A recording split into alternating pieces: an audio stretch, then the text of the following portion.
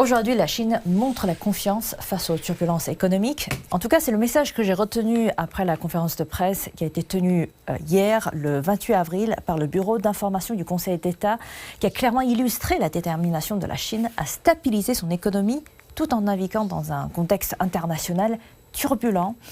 Et d'ailleurs, 3 jours après la réunion cruciale du bureau politique du comité central du Parti communiste chinois, eh bien, les réponses des responsables de la Commission nationale du développement, de la réforme, du ministère du Commerce et aussi d'autres institutions ont tous répondu à des questions et ont également envoyé des signaux très forts. J'en ai retenu 2.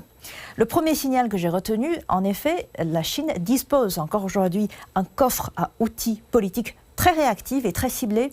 Là, on parle de la croissance du PIB de 5,4% au premier trimestre, déjà malgré un environnement externe complexe, comme vous le savez, la guerre tarifaire américaine et encore la pression inflationniste aujourd'hui qui existe dans ce monde.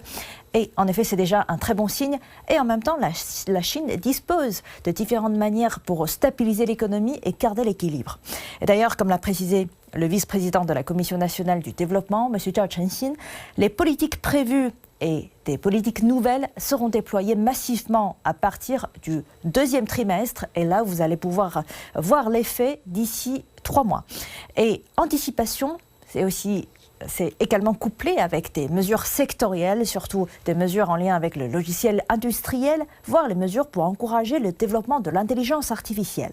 Et tout cela a montré cette capacité de la Chine à transformer les crises en opportunités structurelles. Et deuxième signal qui m'a marqué le plus, c'est cet équilibre entre urgence et le long terme.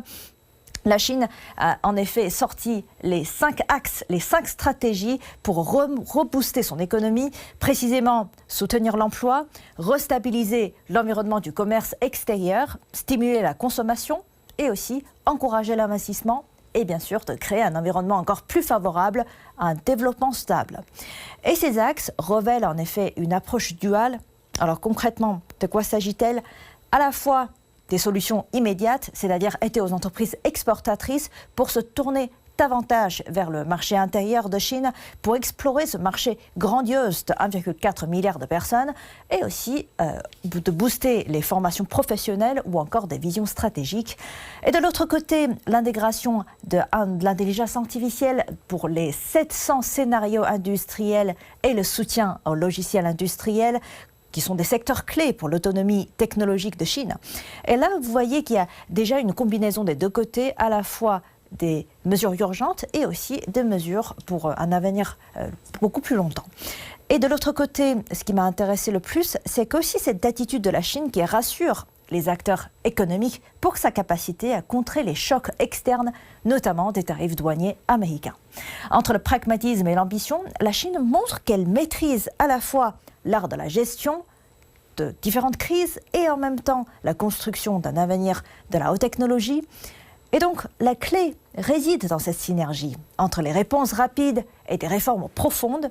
Il s'agit d'une piste pour des économies confrontées à la volatilité mondiale, à explorer ensemble comment faire face aux incertitudes et à l'instabilité internationale.